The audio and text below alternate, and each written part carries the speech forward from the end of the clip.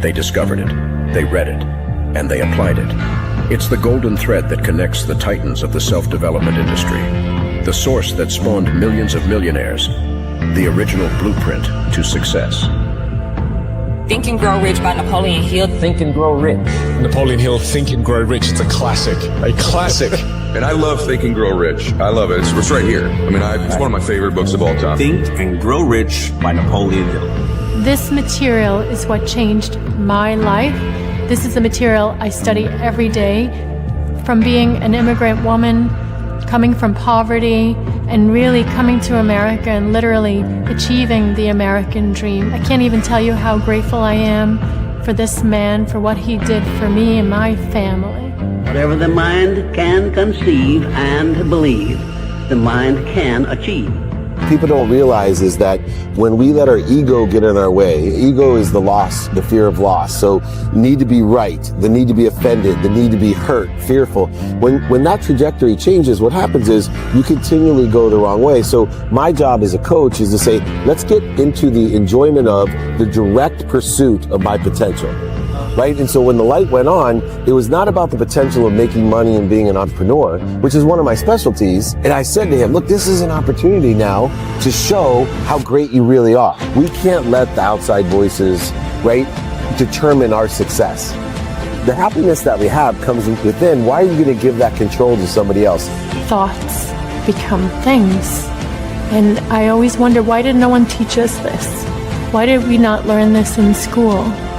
Why did we not learn this from our families? If you make your study a priority, your life will change. And I came up with 4 really valuable things that I took stock in. And the first one was gratitude. Simple gratitude. Although I grew up with nothing, I was always grateful. Throughout the whole process of consistently, persistently pursuing my potential, I was grateful. It made my past better, my present brighter, and my future even brighter than that. In fact, I tell people all the time, if you want to change your life, change your employee's life, your family life, it's very simple. 2 words, say thank you.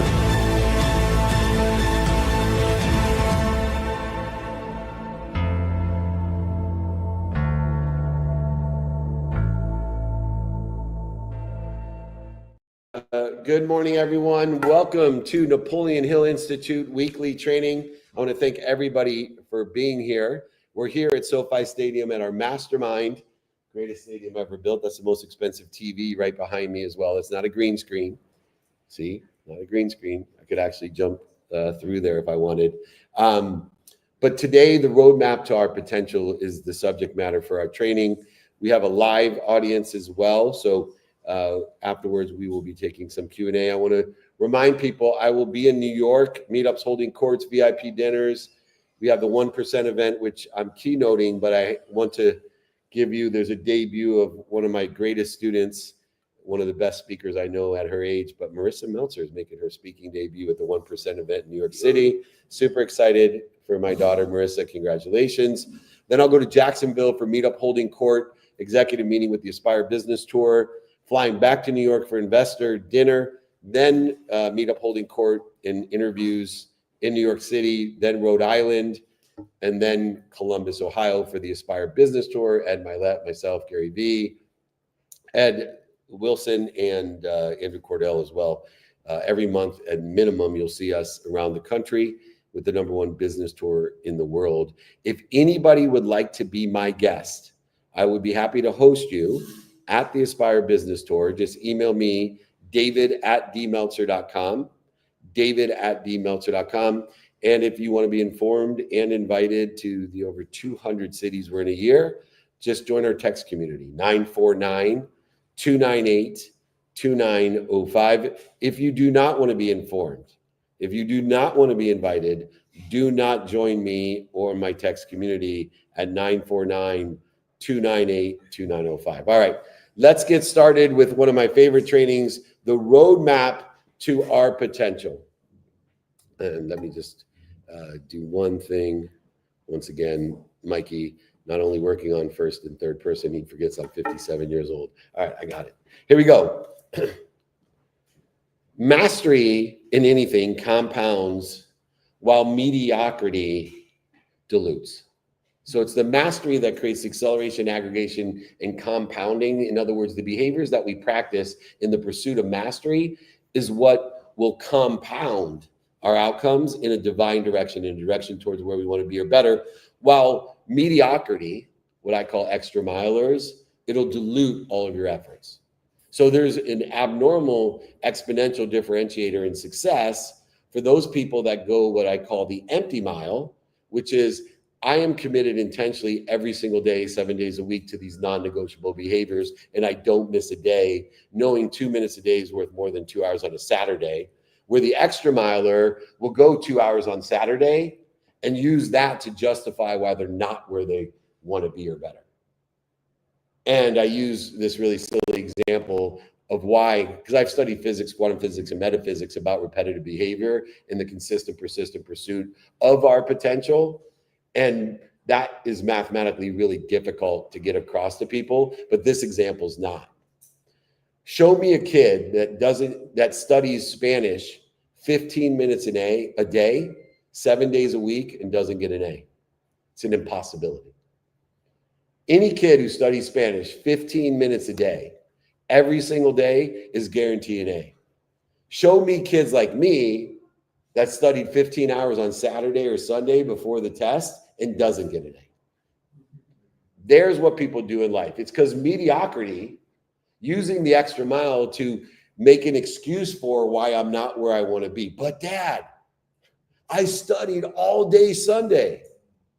Yeah, but you don't understand how our potential or how mastery is formed. Mastery is not formed 15 hours on a Saturday. And when I say that, it's true about being a parent.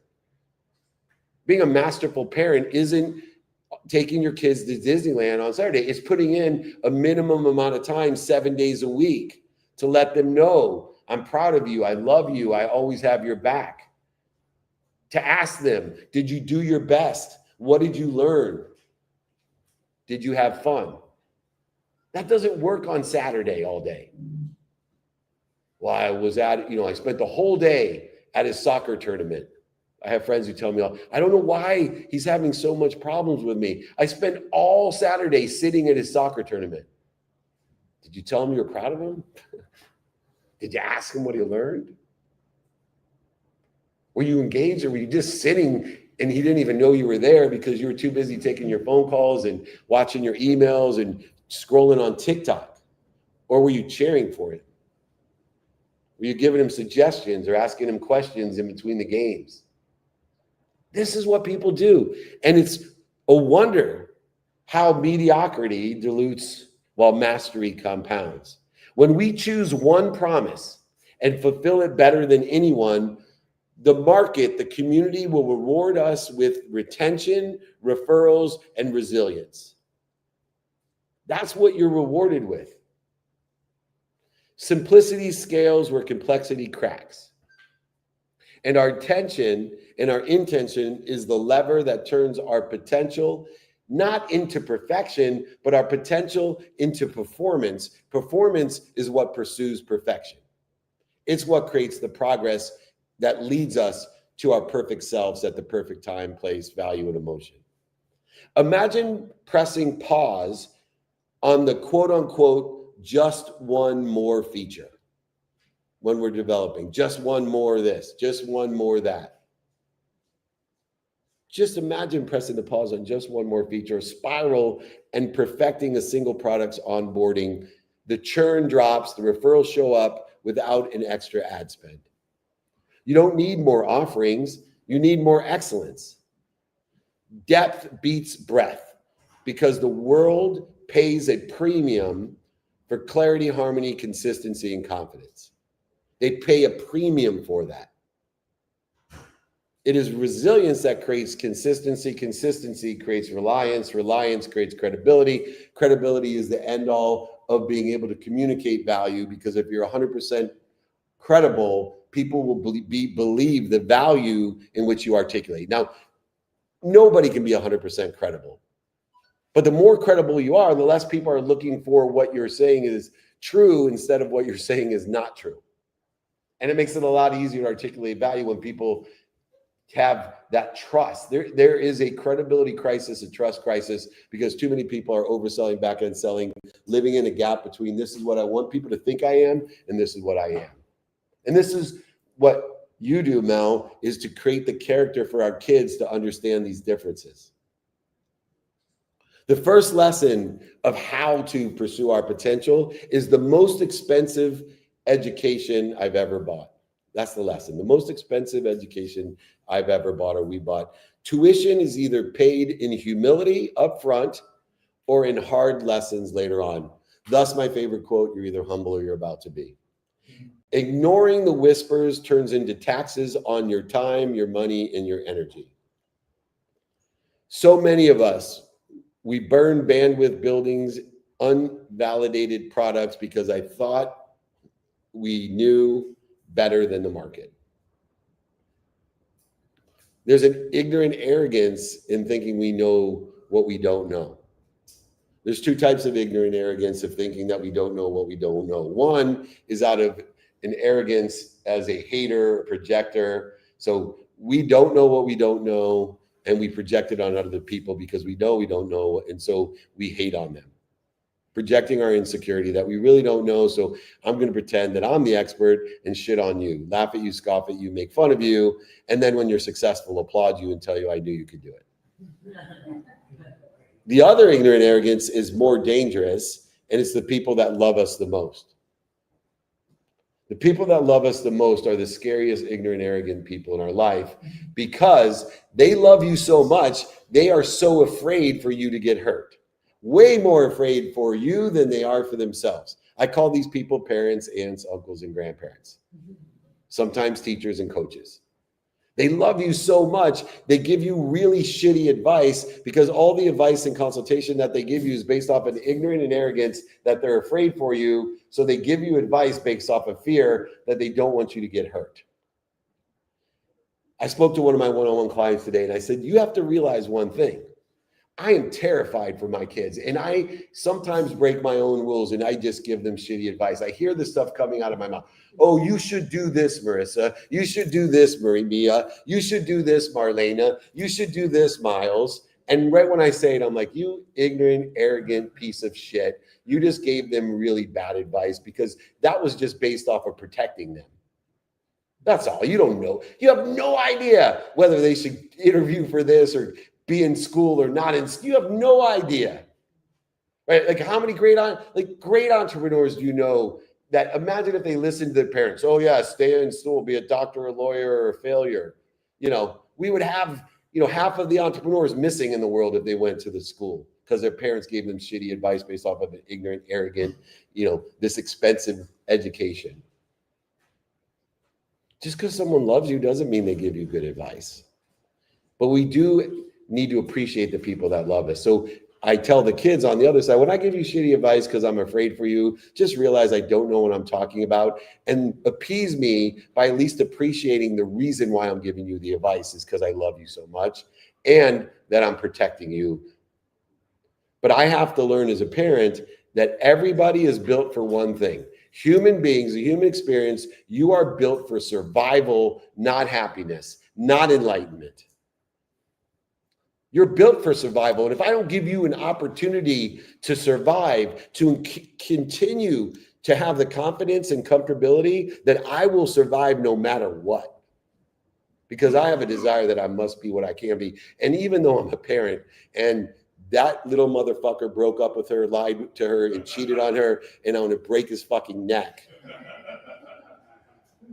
I don't, because she needs to survive.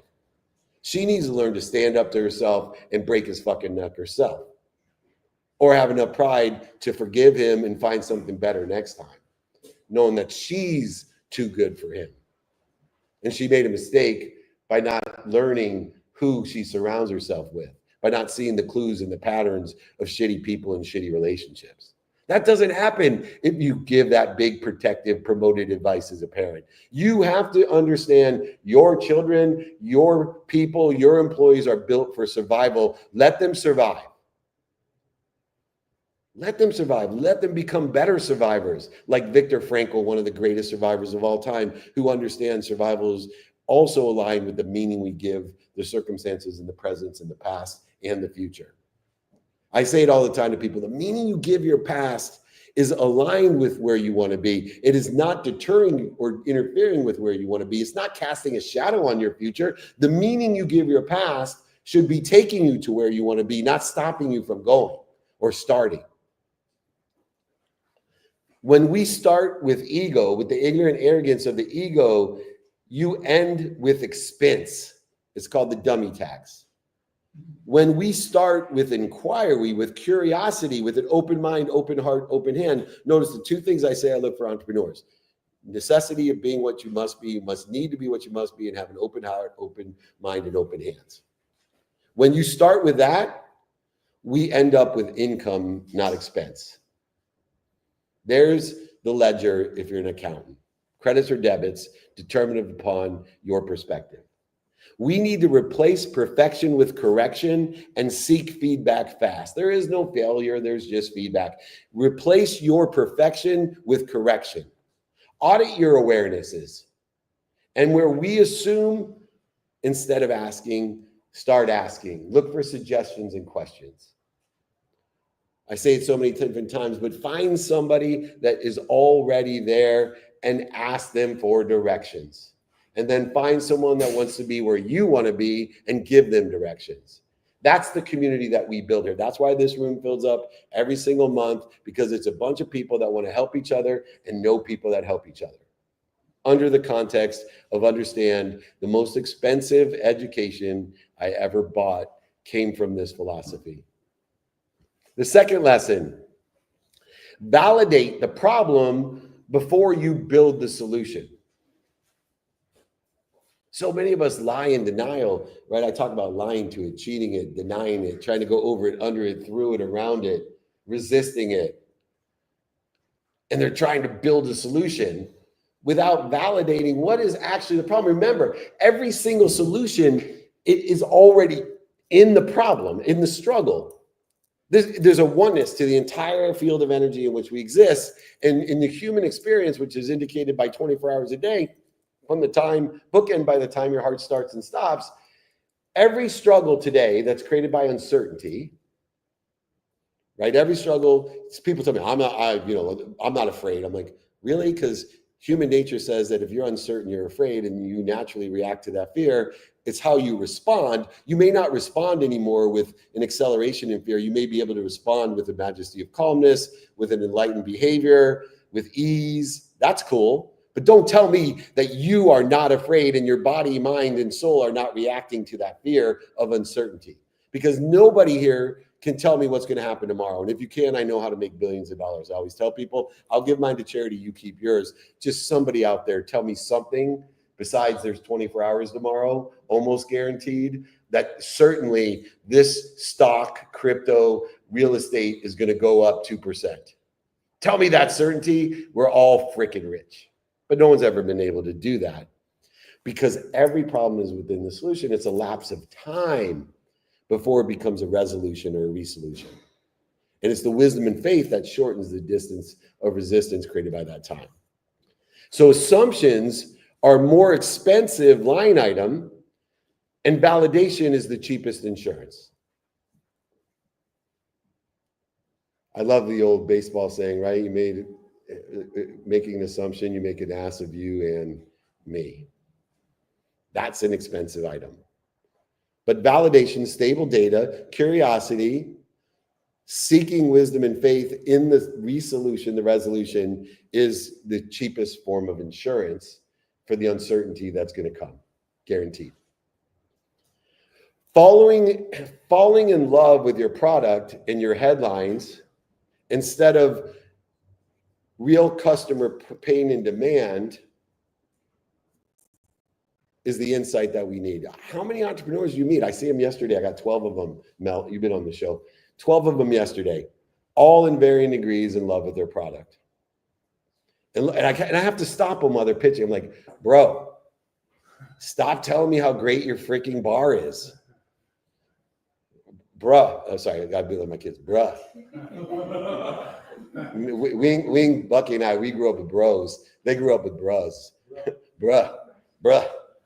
I got the best. I'm like, okay, well, tell me about the business. Well, it's the cleanest product. It has the best protein and no fats, and it tastes like, the Godiva chocolate combined with marshmallows and creamy sauce. I'm like, no, bro, tell me about the business. Have you tried Wings Tacos? No, my wife has. I won't say it. I forget these recorded. Yeah, let's look at the real pain and the real value and the real demand. What's the market? Yes, everybody lined up at the surfing tournament, at the US Open in Huntington Beach. 2,000 of them sold, and there was only 6 people there. It was amazing. That does not mean dick. That means that at the surfing tournament, there was a huge demand, and maybe there was no other food, and people were fucking starving, and they would eat shit. Doesn't mean it's even good. Have any of you been starving like me? I'm like, oh shit, it's the best cracker I've ever had. Oh my God. Because I did, Bucky, he fasted for 26 days. I gave him the nastiest little date, and he's like, oh. That was delicious. You got any more? I'll give you $100. Yeah, no shit, you'll give me over. You're starving. Don't be in love with your product or your features. Be in love with your customers and the demand and the pain that they're in. Articulate the value of taking away the pain. The market will tell you the truth, and to those humble enough to listen, consistency of the pain and current spend will equal the validation that's necessary in order to facilitate understanding the problem before you build a solution. It's so important. I see the variance, Mel and I, we were just discussing that he was so open-minded. He was on the show, and I said, bruh, you're paying way too much for the animation. And my executive producer, right, hadn't done or been in the experience that I had and had the relationships. I'm like, bruh, oh no, Dave, that's, and literally on the show, I'm saying, you're paying too much. You have the best producer of all time in animation. You have content for almost 30 years of helping children. This needs to go to market, but let me help you. You're paying way, way too much for that. No. But open mind. Went and did and validated the problem and found out, oh shit, I'm paying just like Dave said, 80 to 85% too much per episode. Now you have a different business. We found, before we built the solution, we found and validated the problem, and the expense was there. Yesterday, the best deal, right? This guy that had that, 8.5 days to close out, $5 million on crowdfunding. That's a pretty serious deal. That's validation of the deal. He was so open-minded. We kept feeding him. He's just open-minded of, okay, what else? We had another deal with this Picasso wallet. Once again, the guy's super open-minded. During the show, these are people that are validating the problem before they're building the solution. The third lesson, one of Gary Vee's favorite lessons, hire slow, fire fast. Let me give you a caveat about hiring slow and firing fast. You will never, when you have to fire someone, after you fired them, say to yourself, oh, I did that too early. Every single person I've ever had to fire, it's always like, oh, I wish I would have done that a month ago, 2 years ago, 10 years ago. It's an impossibility. It's human nature because we give people second chances, and we work leverage in an opportunity. We protect ourselves from liability. So there's never a time where you fire someone and say, oh shit, I fired that person too early. So if you feel like it's time to fire someone, fire them fast. It doesn't work the other way. Hire slow, fire fast. The wrong people will drain cash and culture. The weakest link is your highest potential. The right people compound execution and energy. Rewarding potential over performance is avoiding hard calls and turn you or us into a bottleneck. There's 2 types of capabilities that we analyze with people. There's teachable and unteachable. Do not keep someone on that is not capable of doing something that's unteachable. This is an easy distinction to make when we're looking at people. Look, do they have this capability aligned with where we want to be or better? And is it teachable or not? If it's unteachable, you got the wrong person, fire them. If it's teachable, it's worth the investment to teach them. If they're resistant to being taught, or they don't have the capability of being taught, and even though it's a teachable capability, then you have to fire them as well. And it happens. Our skills and our knowledge, our basement, our desire creates the delta. If we have too low of a basement aligned with what our business is doing, then we're not going to be able to have the advancement of what we need. GWC. We want to make sure he gets it, wants it, and has the capacity to do it. GWC. Does he get it? Does he want it? And does he have the capacity to do it? If so, great employee. Aligned with where you want to be or better. Must be a triple yes to be a success. Mercy is clarity, not delay. Mercy is clarity in this situation, not a delay. Create measurable scorecards in every role before hiring them. Once again, relative to the lesson 2 of building what? Understanding the problem before you build a solution. Don't hire until you already have validated it by building a scorecard of who you want to hire and the capabilities, skills, and knowledge that are necessary, teachable and unteachable. Make sure you have some type of process to check in, to incentivize, to review questions and suggestions. I do it every Monday, Wednesday, and Friday. Every Monday, Wednesday, and Friday. People think I'm insane. 2 hours of my time every Friday spent teaching my team. 2 hours minimum. Minimum 1 hour every Monday and a minimum of 15 minutes on Wednesdays. Values, daily practices, execution model, and incentives aligned with the activities that we have. Being as annoying as I can, knowing that the greatest teachers, mentors, and coaches are annoying, and the things that annoy human beings the most are repetitiveness and honesty. I'm a velvet hammer. I will tell you the fucking truth, and you're not going to like it sometimes. And I'll try to do it with as much velvet wrapped around me hammering you as possible. And if you're my daughter, you know, it's going to be more velvet. But I'm going to hammer. I'm going to keep on hammering. I am repetitive. You think you heard what I said today, you will not remember it, I guarantee it.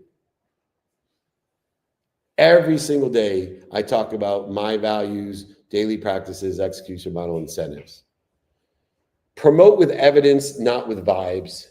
Document everything, capture everything in advance. Hire slow, fire fast. The fourth lesson, damn, time's flying. The fourth lesson, build systems while you're small.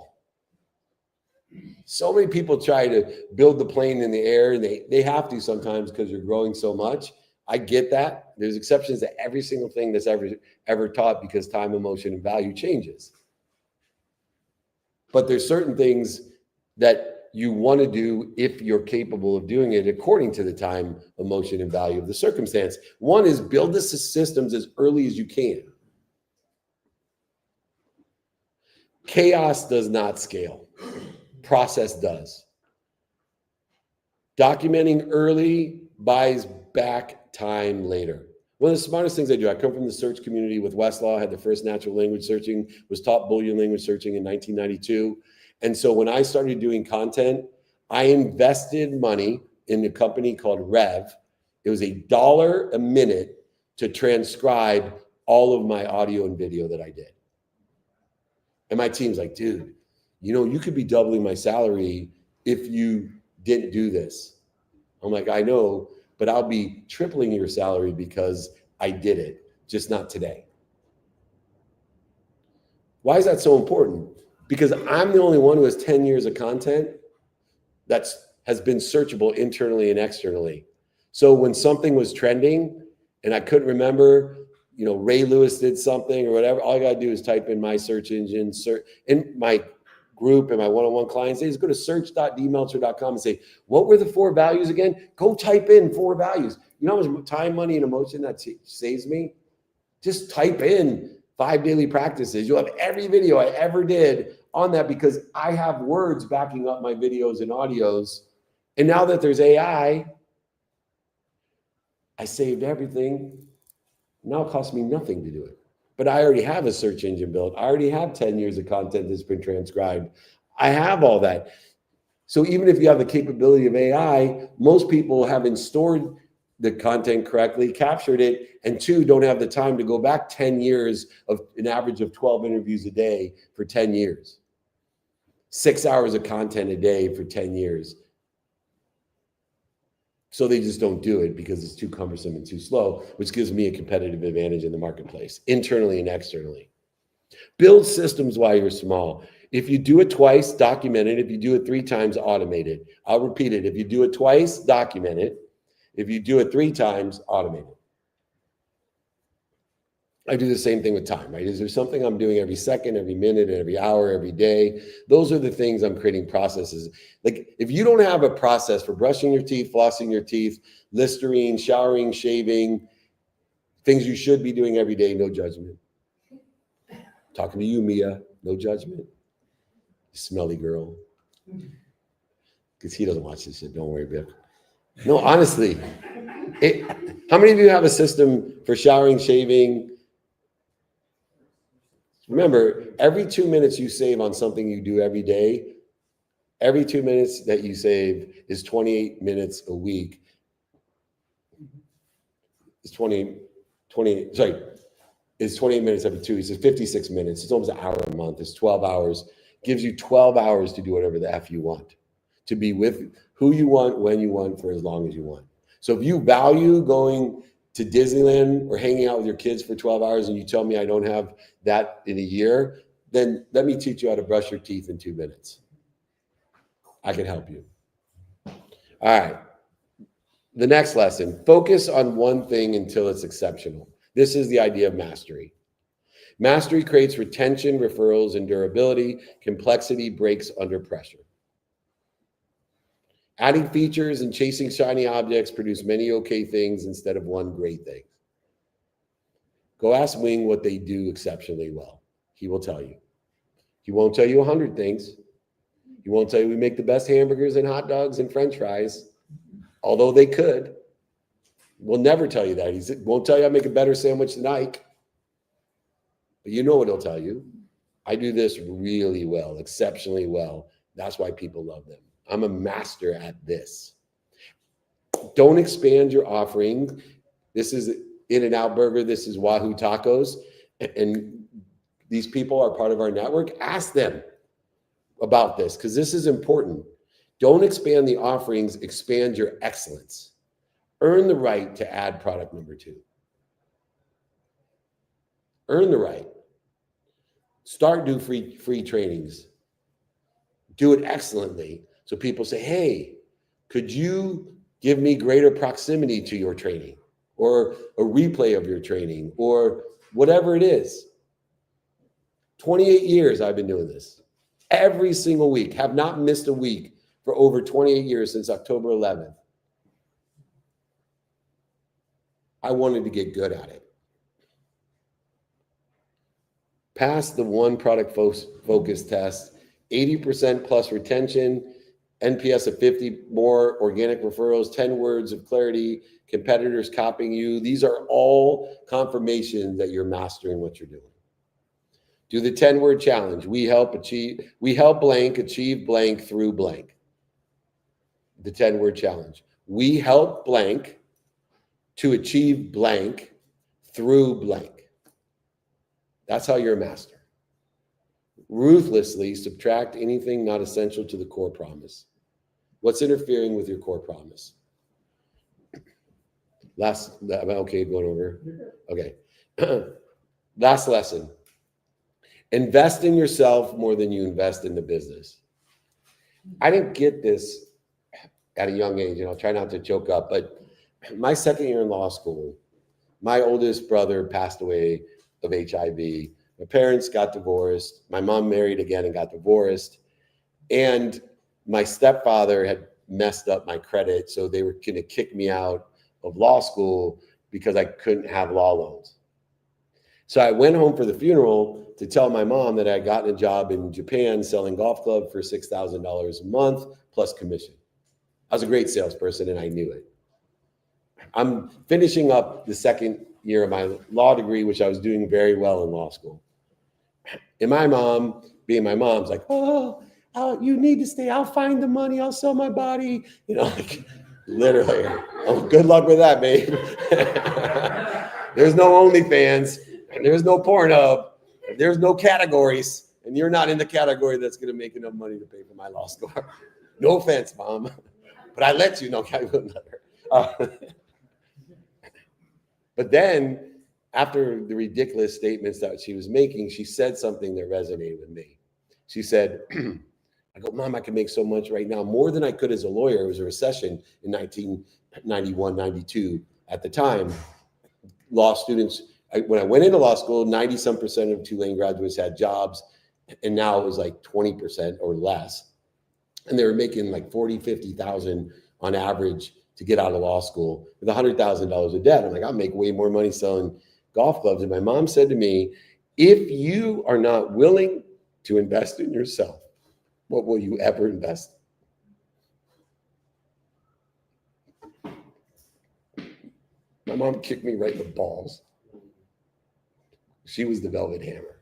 She laid it right on the ground saying, oh, so you don't believe in yourself. You're not willing to do this. I know you could sell. You could have sold before you went to law school. I get it. And that was a game changer because investing in myself became more important than investing in anything else. And this is where that philosophy of asking for help, serving from the saucer, right? Filling my cup so much every single day, knowing confidently that my intention of being rich is to be able to help more people. I looked at when I was young, Warren Buffett, there was a New York Times, I believe in the New York Times article about Warren Buffett being stingy because he wasn't giving enough money to charity. And his quote was, well, if I gave my money to charity now, we'd be hurting society for when I'm older because every dollar I have now is going to be $1,000 when I'm older. And I'm giving away everything when I die anyway. So don't be so short-sighted on my generosity. I'm going to invest in myself to invest. And not only will he give the biggest donation in history when he passes, but he's encouraged other billionaires to give the biggest donations. He will have almost $1 trillion of impact instead of the $30 million that he had when I was young, which was a lot of money. He believed in investing in himself before he invested in any of those businesses. To finish up, pursuing our potential, attention is our scarcest asset. When it's scattered, we pay full price for every mistake. We need to earn the right to expand by improving exceptional value first with high retention, organic referrals, 10-word clarity, and competitors copying our playbooks. I've been backstage, literally. One of my favorite people, this guy, Scott Duffy, that I've invested a lot in, one of the first guys that I mentored. I'm backstage with Colleen, my president, and literally he's on stage and he's like, and be more interested than interesting. Be kind to your future self and do good deeds. Here's the, and Colleen's like hitting me and like, and I'm like, whoa, slow down. I'm on a mission to empower others, to empower others, to empower others. This is exactly what I want. You're validating me. You're not stealing from me. I'm sure I got that from somebody else anyway. They're probably dead. So they can't be backstage pissed off Dave Meltzer saying that shit. I have no need to be offended. I'm like backstage going, right on, man. You tell them be more interested than interesting. Tell them to be kind with your future self. And I'm going to have to get on stage and either repeat what you said or figure out a different way to say it. And I'm good with that. I love imitation. That means I'm doing my job. Commit to a short window of ruthless focus of attention, intention of doing, saying, thinking, feeling, and believing. One product, one promise, one metric that will improve every day. Master it. Publish a stop doing list and remove friction and let excellence, not anxiety, set your pace. We don't get what we want. We get what we are prepared for. Prepare yourself for it. by doing, saying, thinking, feeling, and believing every day for a minimum amount of time in a non-negotiable way. Prepare by choosing depth over distraction and mastery over more. That is how you do it. This has been the roadmap to our potential. I want to thank Napoleon Hill Institute, as always, for providing me a platform for our weekly training. Join me on Friday as well. I'm here at SoFi Stadium today, but we'll be in New York, coming to our VIP dinners, our 1% event to see the superstar Marissa Meltzer. Then we'll be in Jacksonville with a meetup holding court with the executive team at Aspire. Back to New York for investor dinner, meetup, holding court, and interviews. Then on to Rhode Island, and then on to Columbus for the Aspire Business Tour. Ed Milet, Gary V, myself, Eddie Wilson, and myself, Nick of Wam. You want to close out the room? Always a pleasure and an honor. And thank you everybody for tuning in. As a reminder, if you would like the guide and exercise from today's training, all you need to do is reach out to David directly, david@dmeltzer.com. And for those over 200 invitations, but not obligations a year, make sure to join our text community so you get the reminders on where we're going to be. David and I need it more than anybody because it reminds us where we're supposed to be, let alone where we're going to be, which is just 949-298-2905. We will be live back again on Friday for David's Free Friday trainings as always. But in the meantime, have an incredible rest of your Wednesday, and we will see you all very, very soon. As we close things out, I want to remind everybody once again to be more interested than interesting, and be kind to your future self and do good deeds. Hit it, Gigi. God bless you. They discovered it, they read it, and they applied it. It's the golden thread that connects the titans of the self-development industry. The source that spawned millions of millionaires. The original blueprint to success.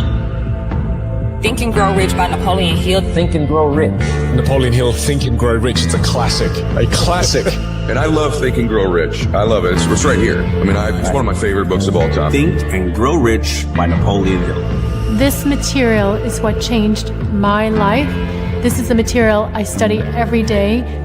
From being an immigrant woman, coming from poverty, and really coming to America and literally achieving the American dream. I can't even tell you how grateful I am for this man, for what he did for me and my family. Whatever the mind can conceive and believe, the mind can achieve.